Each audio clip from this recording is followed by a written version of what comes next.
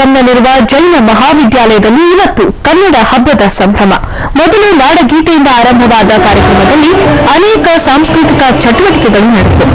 ಭರತನಾಟ್ಯ, ಜನಪದ ನೃತ್ಯ ಗಮನ ಸೆಳೆದು ಕಾಲೇಜು ಆವರಣದಲ್ಲೆಲ್ಲ ಕನ್ನಡ ಬಾವುಟಗಳನ್ನು ಆರಾಧಿಸಿತು.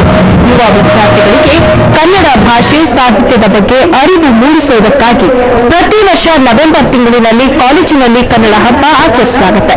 ಹಿನ್ನೆಲೆ ಗಾಯಕ ರಾಜೇಶ್ ಕೃಷ್ಣನ್ ಕೂಡ ಕಾರ್ಯಕ್ರಮದಲ್ಲಿ ಭಾಗವಹಿಸಿದರು.